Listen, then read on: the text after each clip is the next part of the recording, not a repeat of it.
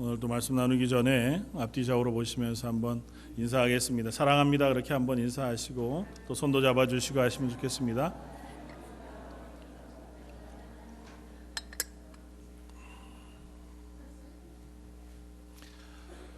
오늘은 이사야서 43장 말씀을 가지고 목적을 가지는 삶이라고 하는 제목으로 함께 은혜를 나누고자 합니다. 말씀을 준비하면서 오늘 칼럼에 썼던 것처럼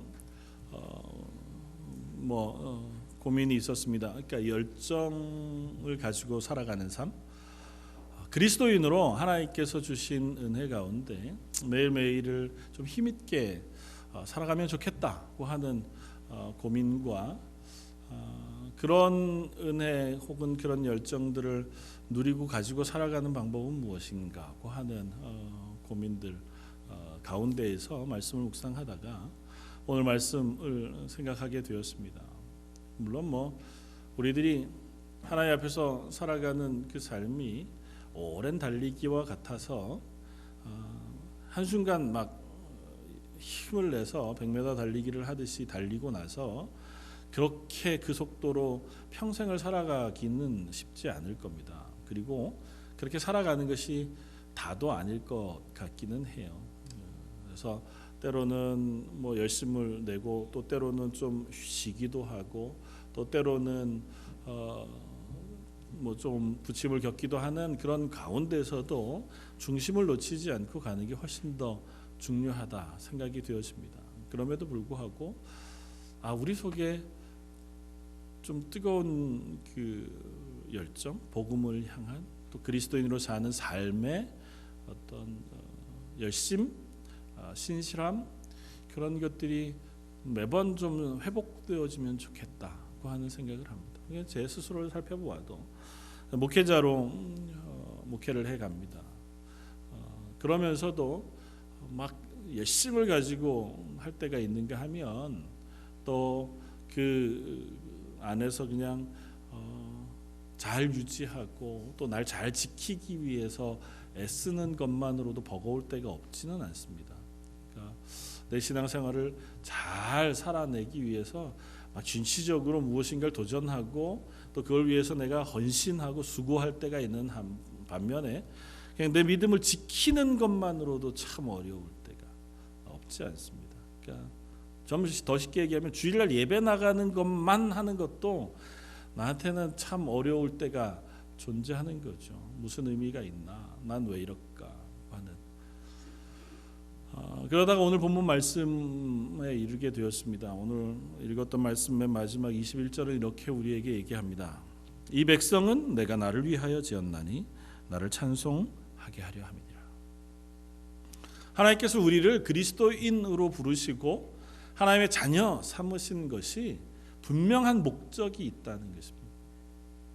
그냥 불러놓고 넌 구원받았으니 됐다가 아니시고 구원받은 우리로 하여금 하나님을 찬송하게 하는 역할을 맡겨주셨다는 것입니다. 우리가 세례받을 때마다 항상 질문하는 첫 번째 문답의 첫 번째 인간의 제일 되는 목적은 무엇입니까?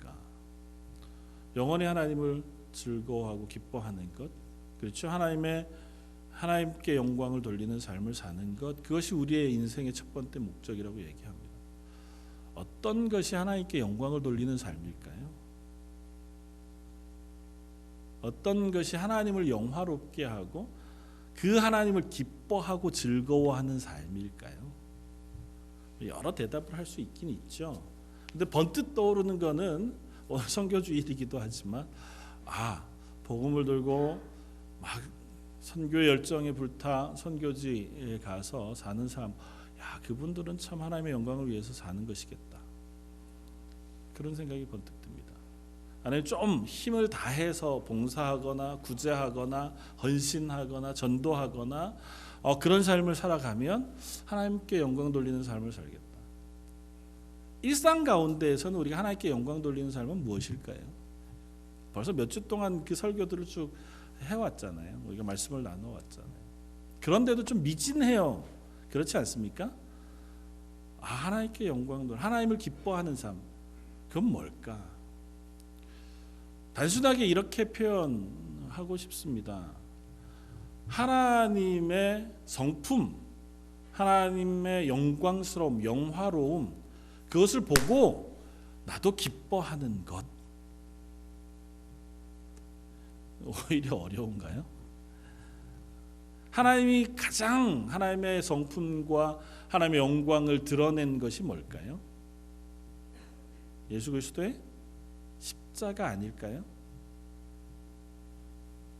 하나님께서 지어 놓으셨지만 하나님을 떠나 멸망 가운데 떨어져 있던 인간들을 살리시기 위해서 가장 사랑하시는 독생자 예수 그리스도를 아끼지 않고 우리에게 보내시고 우리를 대신해 십자가에 죽도록 하심으로 우리를 살리신 사건, 그게 하나님 가지고 계신 가장 하나님의 풍성한 사랑을 표현한 사건일 테고, 하나님의 공의로우심을 우리에게 보여주신 사건일 테고, 하나님의 영광을 우리에게 보여준 사건 아니겠습니까? 그걸 보면서 그걸 감사하고 기뻐하고 그것을 즐거워하는 것, 그것이 바로 하나님을 영화롭게 하는 삶일 것이라는 것입니다. 저 여러분들의 삶 속에 그리스도인이라고 하는 사람들은 이미 예수 그리스도의 십자가의 구원을 통하여 하나님의 자녀된 사람들이잖아요. 그 사람들에게 하나님께서 기대하시는 것이 있습니다. 뭐냐 하면 우리가 받은 구원을 기뻐하는 것, 즐거워하는 것, 감사하는 것입니다. 날 위하여 죽으신 예수님의 죽으심 때문에 감격하는 것. 그래서 우리가 찬양하는 찬송이 전부 다 그 하나님의 구원을 기뻐하고 나의 구원자 되시는 하나님을 찬양하고 아직도 나를 지키시고 보호하시는 하나님에 대한 고백을 우리가 올려드리는 거잖아요. 내가 죄지었음에도 불구하고, 내가 연약했음에도 불구하고 나를 살리시고 구원하시는 하나님의 은혜가 감사합니다. 그것이 우리가 하나님을 영화롭게 하는 삶입니다. 내 삶의 일상 속에서, 내가 생활하는 매 순간 속에서 그 사실을 잊지 않고 그것을 늘 기뻐하며 감사하며 감격하며 살아간다면 그것이 우리를 통해서 하나님을 영화롭게 하는, 하나님께 영광 돌리는 삶을 살아가는 비결이 되어질 것이고, 또 그렇게 살려고 애쓰는 삶이라면 우리가 분명히 우리 속에 하나님 허락하신 은혜와 열정을 놓치지 않는 삶이 되리라고 믿습니다. 오늘 이스라엘 백성을 향해서 이사야 43장에 하고 계신 말씀은, 이사야서를 제가 자주 설명할 때마다 말씀드렸듯이 1장부터 39장까지 이스라엘 백성을 향한 징계의 말씀이 주로 선포되어집니다. 너희가 하나님을 떠나갔으므로, 하나님을 배반하고 하나님의 말씀에 불순종하였으므로 하나님께서 이제는 너희에게 징계를 내리실 것이다. 돌이키지 못할 것이다. 그 징계는 어미하고 뜨거우며 놀랍고 두려운 것일 것이다. 40장을 시작하면서 하나님은 그 말씀을 돌이켜서 징계 내리셨던 이스라엘을 구원하시는 구원의 메시지를 쭉 이사야 선지자를 통해 선포하게 하십니다. 오늘 43장도 동일합니다. 오늘 43장은 42장 18절 이하의 말씀 뒤에 연결이 되거든요. 42장 18절 이하는 이렇게 씁니다. 너희 못 듣는 자들아 들으라. 너희 맹인들아 밝히 보라. 맹인이 누구냐? 내 종이 아니냐? 누가 내게 보내는 내 사자같이 못 듣는 자겠느냐? 누가 내게 충성된 자같이 맹인이겠느냐? 누가 여호와의 종같이 맹인이겠느냐? 내가 많은 것을 볼지라도 유의하지 아니하며 귀가 열려 있을지라도 듣지 아니하는도다. 하나님께서 맹인 혹은 듣지 못하는 자라고 부르는 사람이 누굽니까? 나의 종, 나의 백성, 이스라엘을 향해서 말씀하시는 거예요. 1장부터 39장까지 말씀하셨던 말씀이 여기 요약되어 있습니다. 내가 너희에게 수많은 말씀을 선포했어요.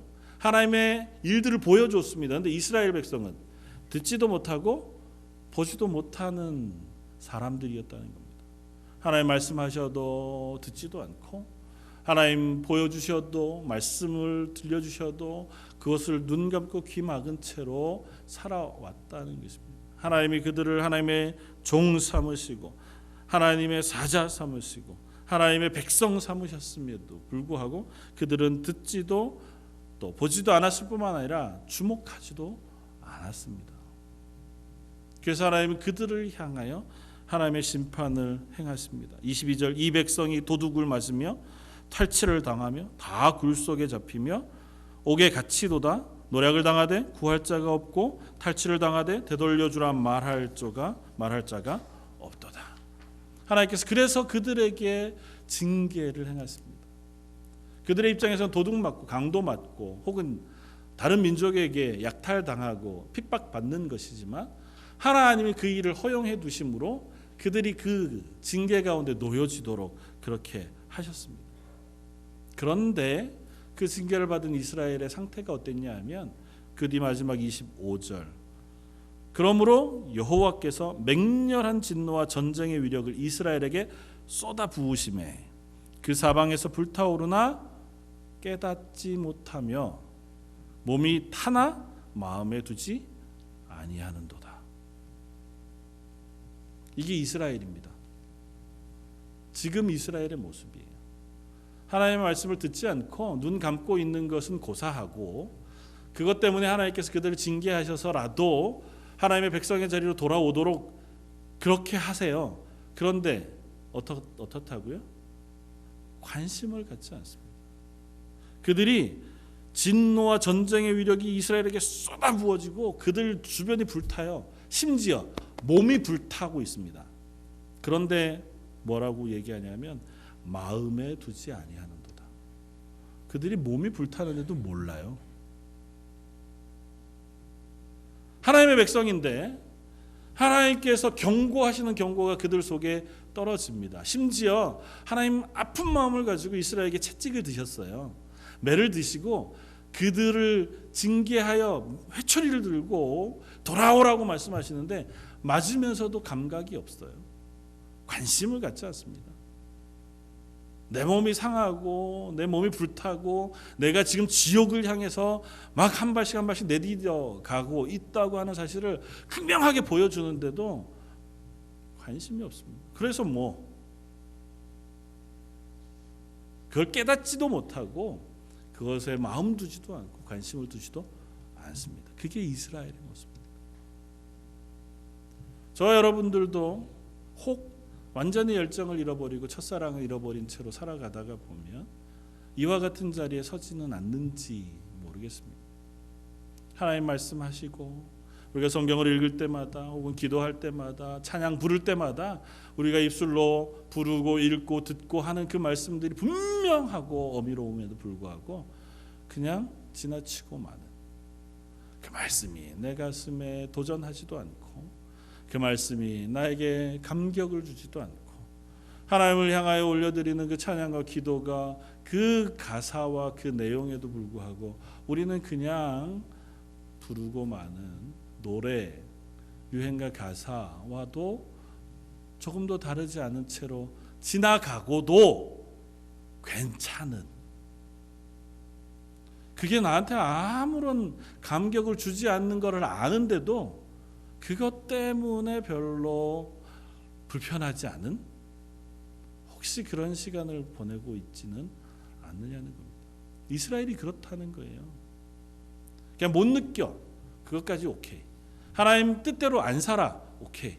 하나님께서 그들을 향해서 돌아오라고 말씀하시고 때로는 때리고 격려하시고 끌어오셨습니다.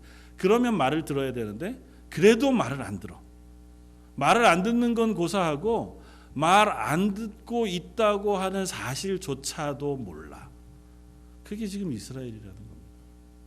어쩌면 저와 여러분들인지도 모르죠. 말씀을 읽어도 활자로 지나가고 말고 찬양을 불러도 그냥 음정으로 지나가고 예배를 드려도 그냥 1시간 앉았다가 가는 것에 불과하고 만다면 만약에 그 속에서 내가 하나님 주신 은혜가 감격하여 누려진다면 너무 감사하죠. 혹 그렇지 않다면 하나님 내가 왜 그것들을 다 누리지 못하는 걸까요? 하는 안타까움이 있고, 그렇다면 소망이 있습니다. 그러나 그렇지 않다면, 그것이 아무런 문제가 되지 않고 나에게 아무런 바다가 되지 않는 채로 그냥 또 하루, 또 1년, 또 몇 년을 지나가고 있다면, 우리는 말도 못하는 사이에, 알지도 못하는 사이에 딱딱하게 굳어져 버린 채로 지나가게 되어지는지도 모릅니다. 감사하게 하나님 그런 이스라엘을 버려두지 않으셨습니다. 그 이스라엘을 향해서 하시는 말씀이 43장 1절부터 이렇게 시작됩니다. 43장 1절, 야곱아 너를 창조하신 여호와께서 지금 말씀하시느니라. 이스라엘아 너를 지으신 이가 말씀하시느니라. 너는 두려워하지 말라. 내가 너를 구속하였고 내가 너를 지명하여 불렀나니 너는 내 것이라. 내가 물 가운데로 지날 때 내가 너와 함께 할 것이라. 강을 건널 때 물이 너를 침몰하지 못할 것이며 내가 불 가운데로 지날 때 타지도 아니할 것이요 불꽃이 너를 사르지도 못하리라. 대전하는 여호와 내 하나님이요 이스라엘의 거룩한 이요 내 구원자임이라. 내가 이스라엘을 너의 속량물로 애굽을 너의 속량물로 구스와 스바를 너를 대신하여 주었노라. 그렇게 말씀하십니다. 43장 시작에 야고바 이렇게 시작하지만 히브리어 원문에는 접속사 그러나를 붙이면 좋을 것 같은 그런 원문으로 되어 있습니다. 그래서 공동번역이나 이렇게 번역해 놓은 또 다른 책 중에는 그러나라고 하는 단어를 붙여서 번역해 놓은 책들이 있습니다. 근데 왜 여기 그러나를 안 붙였냐 하면 보통 접속사 많이 붙이는 문장들이 이렇게 유려한 문장이 아니잖아요. 그래서 접속사를 빼고도 의미가 통할 수 있게 그렇게 보통은 번역을 잘 합니다.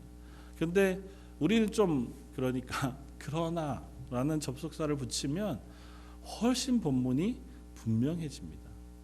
바로 앞에 어떻게 끝났어요? 너희가 하나님의 징계를 받고도 몸이 불타도 그것을 개념치 않아요. 그것에 관심이 없습니다. 그만큼 이스라엘이 하나님으로부터 멀어졌고 그 하나님으로부터 하나님과의 관계가 끊어져 있는 채로 있어요. 그러나 하나님은 이스라엘을 향해서 뭐라고 말씀하신다고요? 나는 너를 창조하신 하나님이라고요. 그 하나님이 너에게 말씀하시느라. 이스라엘아 너를 지으신 이가 말씀하시느니라. 그러면서 뭐라고 말씀하세요? 두려워하지 말라, 놀라지 말라고 말씀하세요. 내가 너의 하나님이 됨이니라. 내가 너를 지명하여 불렀나니 너는 내 것이다 하고 말씀하세요. 그러니 네가 물 가운데 지날 때, 불 가운데 지날 때, 지금 불타고 있잖아요. 하나님의 징계 가운데 있을 때, 그들이 그 환난 가운데 있을 때도 두려워하지 말라고요. 어떻게 해요? 하나님이 너를 지켜주실 것이다. 불꽃이 너를 사르지 못하고 물이 너를 엄몰치 못하게 하실 것이라고 말씀해 주십니다. 하나님께서 그러나 이스라엘을 다시 회복시켜줘요. 그런데 이사야 선지자뿐만 아니라 선지자들을 통해서 하나님이 너무 자주 이렇게 말씀하십니다. 돌아와라, 안 그러면 너에게 징계가 있을 것이다. 그리고는 그 징계를 말씀하시고 나서 중간에 아무 변화가 없는데 갑자기 얼굴을 바꾸셔서 내가 너희를 구원할 것이라고 말씀해요. 이게 하나님의 놀라운 은혜인데 반복되니까 이스라엘 백성은 이제 들어도 그런가 보다 해요. 하나님 원래 그러신 분이니까 우리한테 징계를 내리셔도 꼭 또 다시 나를 회복시켜 주시겠지 뭐. 그러고 무감각한 채로 시간들을 보내는 것 같아 보입니다. 이스라엘 향해 그래도 하나님 또 말씀하십니다. 그러나 내가 너희를 내 백성으로 불렀다. 두려워하지 마라. 그러면서 거듭 말씀하시는 게 있습니다. 너는 내 것이다. 오늘 본문 뒤에 7절, 오늘 본문 앞쪽에 7절을 이렇게 얘기합니다. 내 이름으로 불려지는 모든 자 곧 내가 내 영광을 위하여 창조한 자를 오게 하라. 그를 내가 지었고 그를 내가 만들었느니라. 하나님께서 말씀하세요. 오늘 우리가 읽었던 21장도 뭐라고 말씀하세요? 이 백성은 내가 나를 위하여 지었나니 나를 찬송하게 하려 합니다.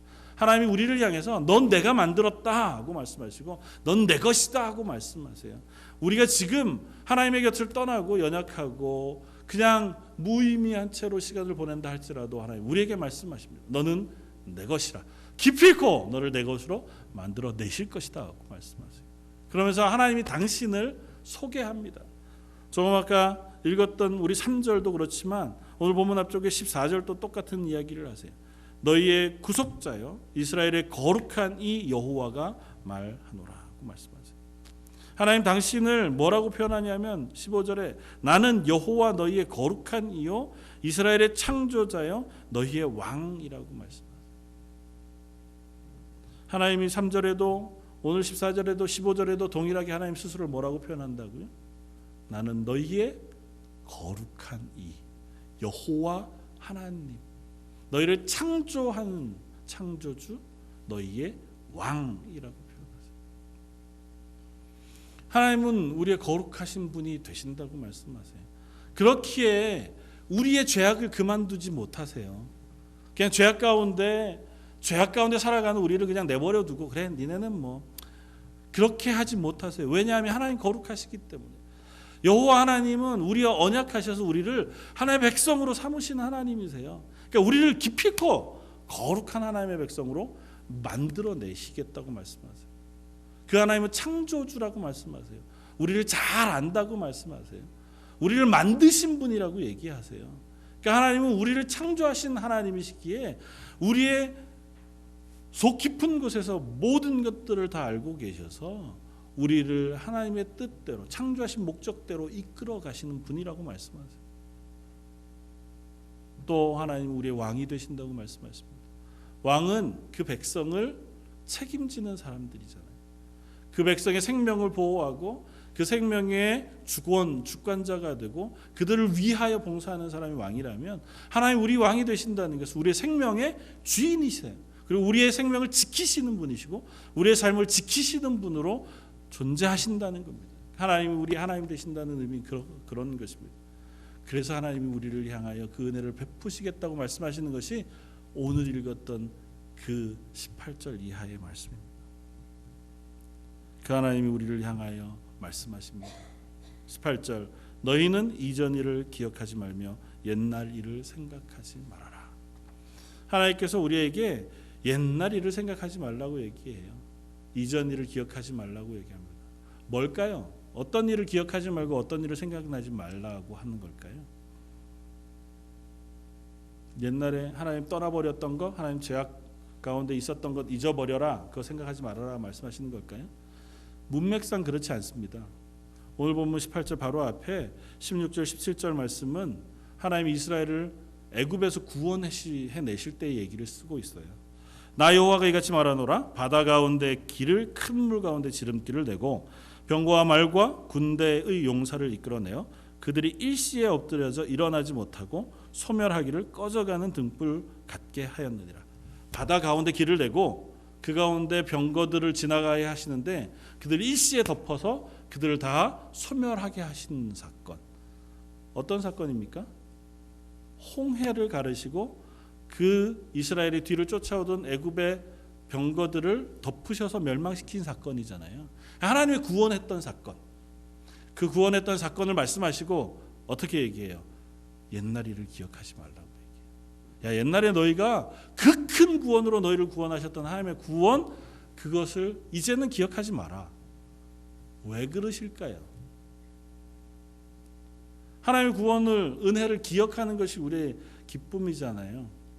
지금까지 지내온 것 주의 크신 은혜라, 한이 없는 주의 사랑 어찌 이루 말하랴. 우리 그렇게 찬양하면서 하나님이 우리에게 베푸신 은혜를 기억할 때마다 우리의 신앙이 새로워지고 그 힘으로 우리가 그리스도인으로 살아가잖아요. 그런데 왜 하나님은 이전 구원을 기억하지 말라고 말씀하실까요? 하나님 베푸셨던 은혜 다 잊어버려 말씀하시는 건 아닐 거 아닙니까? 19절 보라 내가 새 일을 행하리니 이제 나타낼 것이라. 잊어버리라는 얘기는 니네 은혜를 잊어버리고 살으라는 얘기가 아니에요. 옛날 것에 매여 있지 말라는 겁니다. 하나님이 새 일을 행하실 것이라는 겁니다. 단순화시켜서 얘기하면 내가 옛날에 하나님이 나를 처음 부르셨을 때, 내가 정말 은혜 받아서 열심히 신앙생활할 때, 야, 옛날엔 내가 정말 신앙생활 잘했는데, 내가 젊을 때는 얼마나 막 기쁨 있고 감사하고 교회만 오면 즐거웠는데, 애 매달려 있지 말아라, 그 얘기하는 겁니다. 그것만 붙잡고 평생 신앙생활 하지 말라는 거예요. 나도 옛날엔 정말 열심히 봉사했었는데, 매달려서 우리 남은 신앙생활을 허비하지 말라는 겁니다. 목사님, 나도 청년 때는 정말 얼마나 그냥 열심히 했는지, 심지어 우리 엄마 아빠가 나를 교회 못 가라고 팰 만큼 제가 교회 생활 열심히 했습니다. 그때 열심은 하나님이 기뻐하셨어요. 그 열심이 오늘까지 오면 안 된다고요. 기억으로만 그때는 좋았는데, 그때는 참 하나님이 나를 사랑해 주시는 게 늘 느껴져서 참 행복했는데, 그 하나님이 변하셨습니까? 그때는 나의 하나님이신데 지금은 나의 하나님이 아니십니까? 하나님 말씀하세요. 그거 옛날 거 그거 기억하느라 시간 소비하지 말고 내가 너를 위하여 뭘 하신다고요? 새 일을 행하실 것이다. 지금 어떤 상태인데요? 이스라엘이 바벨론에 포로되어져 이 예언하신 내용이 그겁니다. 70년 동안 황폐한 채로 징계를 받을 거예요. 그러면서도 그들은 내가 징계받는지도 모르는 무감각한 상태로 지내고 있을 거예요. 그런 이스라엘을 향해서 말씀하시는 겁니다. 내가 새 일을 행할 것이다. 이스라엘 백성이 꿈에도 잊지 못하는 게 있습니다. 옛날 우리 하나님께서 우리 조상들을 애굽에서 건져내셔서 홍해를 건너게 하시고, 신약성경 스데반 집사님의 설교, 그 신약의 모든 설교들도 그 구약의 이스라엘 백성을 구원하신 내용을 자꾸 얘기합니다. 왜냐하면 이스라엘에게 있어서 그보다 큰 사건이 없었거든요. 하나님께서 천지를 흔드시면서 자기를 구원하신 사건이었잖아요. 아직도 그거에 매달려서 오늘 내게 임하는 은혜를 사모하지 않고도 괜찮은 겁니다. 그러지 말아라 말씀하시는 겁니다. 그 옛날 것 잊어먹어라. 내가 새 일을 행할 건데 그 일은 이전 거보다 더 크고 놀라운 일을 내가 너에게 행할 것이다.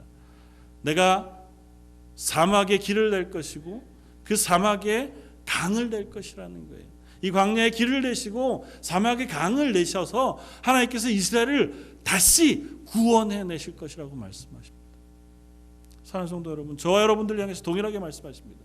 우리에게 첫 구원의 감격을 주셨던 하나님, 우리가 하나님을 처음 알아 감격스럽게 신앙생활하게 하셨던 그 하나님이 늘 새롭게 우리를 회복시키셔서 또다시 하나님을 찬양하는 하나님의 사람 만드시기를 원하신다고 하는 사실을 잊지 마십시오. 그 하나님이 예전에는 나의 하나님이셨다가 오늘은 이제 젊은 이들의 하나님으로 바뀌시지 않습니다. 이제는 일들은 젊은 사람들이 하고 청년들이 소망이 있지, 그냥 청년들은 자기 신앙 잘 지키는 것만으로도 충분해. 물론 일리가 없지 않습니다. 그러나 하나님은 어린아이에게나 청년에게나 장년에게나 노년에게나 동일한 것을 요구하세요. 너는 나의 찬송을 위하여 지음 받은 사람이다 말씀하십니다. 그리고 그것을 위하여 내가 오늘 너희에게 새 일을 행할 것이다 말씀하십니다. 사랑하는 성도 여러분, 저희가 그와 같은 하나님의 부름, 그와 같은 하나님의 회복시키시는 은혜를 기대하고 소망할 수 있기를 바랍니다. 이스라엘에게 분명히 말씀하시잖아요. 내가 새 일을 행할 것이다. 보라, 내가 새 일을 행하리니 이제 나타낼 것이라 너희는 그것을 알지 못하느냐. 반드시 내가 광야의 길을 사막의 강을 낼 것이다. 반드시 하나님이 반드시 그 일을 행하실 거라고 말씀하세요. 그래서 그 일이 일어날 때 어떻게 하실 거냐 하면 20절 장차 들짐승과 승냥이도 타조도 나를 존경할 것은 내가 광야의 물을 사막의 강들을 내어 내 백성 내가 택한 자에게 마시게 할 것입니다. 하나님께서 내 백성을 그 광야 가운데 인도해내시고 구원하시고 은혜 베푸실 때에 백성만 물을 마시는 게 아니에요. 그 땅에 사는 동물들도 은혜를 입어요. 다시 말하면 우리로 인하여 하나님 내게 은혜를 베푸실 때 나만 은혜 가운데 사는 게 아니고 나 때문에 내 옆에 있는 사람이 하나님의 은혜를 경험하게 돼요. 내가 하나님의 구원을 기뻐하고 감사할 때 나만 기뻐하고 감사한 게 아니고 내가 기뻐하고 감사하는 것을 통해서 내 옆에 사람이 하나님의 영광을 보게 된다고요. 우리가 하나님의 찬송이 되게끔 부르신 그 하나님의 부르심의 의미는 그것입니다. 내가 하나님을 찬송할 때, 하나님을 즐거워할 때, 하나님의 영광을 높여드릴 때 나만이 아니라 내 옆에 있는 사람이 그것을 통하여 하나님을 보게 되고 하나님을 알게 되고 하나님의 구원을 경험하게 하시기 위하여 우리를 그토록 부르셨다는 것입니다. 오늘 본문 앞쪽에 10절에 이렇게 얘기합니다. 나 여호와가 말하노라 너희는 나의 증인 나의 종으로 택함을 입었나니 이는 너희가 나를 알고 믿으며 내가 그인 줄 깨닫게 하려 함이라. 나의 전에 지음을 받으신 신이 없었느니라. 나의 후에도 없으리라. 하나님께서 우리를 뭐로 삼으셨다고요? 증인으로, 하나님의 종으로 택하셨다고요. 그래서 먼저는 우리를 구원하세요. 그리고 구원한 우리로 하나님의 찬송이 되게 하세요. 그러면 나뿐 아니라 내 옆에 있는 이들도 하나님의 은혜를 먹고 마시고 경험하게 하실 것이라고 말씀합니다. 오늘 선교주일인데요. 선교사님들이 먼 곳에 가 그곳에서 복음을 증거하는 삶을 삽니다. 그분들이 그곳에서 사는 애씀과 수고, 그들에게 부으신 하나님의 은혜가 그 땅에 하나님의 영광을 드러내는 이유가 되는 줄 믿습니다.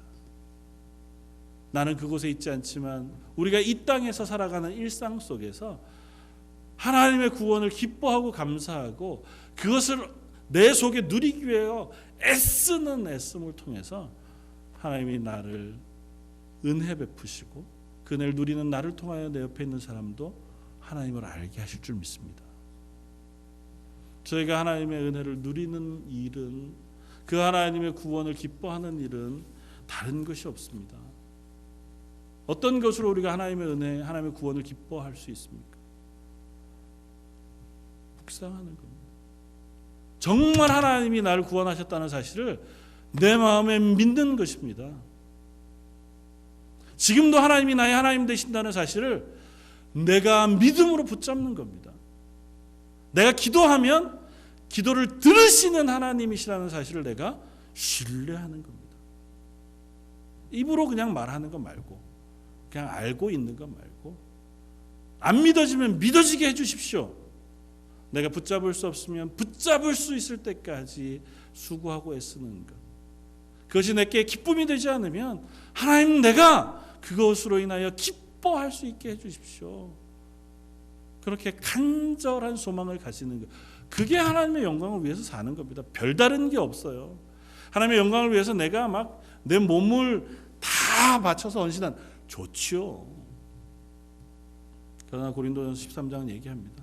내가 내 몸을 내어준다 할지라도 하나님이 우리를 향하여 허락하신 그 구원의 은혜의 감격, 그리고 그 믿음이 없이는 하나님을 기쁘시게 할 수 없습니다. 저 여러분들에게 하나님의 영광을 위해서 살라 말씀하시는 것은 먼저 내 속에 그 기쁨을 회복하라 하고 말씀하시는 것인 줄 압니다. 아, 맞아. 말씀을 읽다가 보면 그 말씀 속에 나오는 하나님, 그 하나님의 성품, 야, 어쩌면 이렇게 이스라엘을 오래 참으실까? 어쩌면 이렇게까지 하셔서라도 이 사람을 하나님께서 은혜 베푸셔서 구원해 주실까? 이렇게 징계하신다고 해놓고 그새 마음을 바꾸셔서라도 우리를 용서해 주실까? 참 그 하나님 대단하시다. 그 하나님 참 좋다. 그것이 하나님을 기뻐하는 것 아닙니까?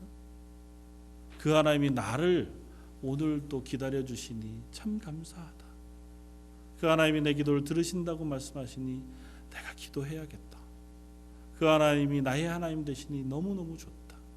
그 하나님이 오늘도 나의 왕이 되셔서 내 삶을 지켜주신다니 내가 오늘 하루가 두렵고 오늘 하루가 무섭고 오늘 하루가 힘겹고 내 앞길이 불확실하다 할지라도 지치지 않고 하나님의 사람으로 살아가겠다 다짐하는 것이 바로 그 순간이 하나님을 영화롭게 하고 하나님을 찬양하고 하나님을 찬송하는 삶이 되어질 줄 믿습니다. 사랑하는 성도 여러분, 우리가 증인으로 또 복음을 증거하는 사람으로 혹은 하나님께 영광을 돌리는 사람으로 하나님을 영화롭게 하는 하나님을 기뻐하는 사람으로 사는 방법은 다른 것이 아니라 그 하나님을 믿음으로 그 하나님의 말씀을 믿음으로 사는 삶이고 그것을 믿기 위하여 발버둥 치는 삶인 줄 압니다. 그것이 내 속에 누려지고 사라지게 하기 위하여 내 시간과 내 마음을 쓰고 열심을 쓰고 애를 쓰고 훈련하는 것인 줄 압니다. 훈련하는 것, 그것이 우리들에게 어쩌면 지난한 일이고 피곤한 일일지라도 그 훈련이 우리를 하나님의 은혜로 인도해 갈 수 있다면 기꺼이 우리가 그 자리에 설 수 있게 되어지기를 바랍니다. 마지막으로 하나님께서 모세를 통해 이스라엘 백성을 축복하시며 은혜 베푸시며 기독케 하신 그 민수기 말씀을 나누면서 말씀을 마치고자 합니다. 민수기 6장 24절에서 26절까지는 하나님께서 이스라엘을 향하여 이렇게 말씀하게 하셨습니다. 여호와는 내게 복을 주시고 너를 지키시기를 원하며 여호와는 그 얼굴을 내게로 향하여 드사 은혜 베푸시기를 원하며 여호와는 그 얼굴을 내게로 향하여 드사 평강 주시기를 원하노라. 하나님은 우리를 향하여 구원을 베푸신 그 여호와는 우리를 지키시기를 원하시고 복 주시기를 원하신다고 말씀하십니다. 우리에게 얼굴을 비추셔서 은혜 베푸시기를 원하시고 우리를 바라보시면서 우리에게 평강 주시기를 원하시는 하나님이시라고 말씀합니다. 그 하나님을 매일 누리고 만나고 소망하게 되시기를 주님의 이름으로 축원을 드립니다. 기도하겠습니다. 우리는 여전히 감각 없이 우리의 마음대로 이 세상의 삶을 살아가는 사람들이지만 그런 우리를 향하여 그러나 은혜 베푸시고 또 새 일을 행하셔서 하나님의 찬양이 되도록 하나님을 찬양하는 사람, 하나님께 영광 돌리는 사람으로 우리를 만들어주시고 불러주시니 감사합니다. 하나님, 저희가 그 하나님의 은혜 가운데 서게 하여 주옵소서. 믿음이 없다면 그 구원과 그 하나님의 은혜를 믿음으로 붙잡는 자리에 설 수 있도록 하나님 성령의 은혜를 부어 주옵소서. 그리고 저희를 통하여 내 옆에 있는 사람이 그 하나님을 알고 그 하나님을 찬양하는 자리에 설 수 있는 하나님의 증인도 되게 하여 주옵소서. 오늘 말씀 예수님 이름으로 기도드립니다. 아멘.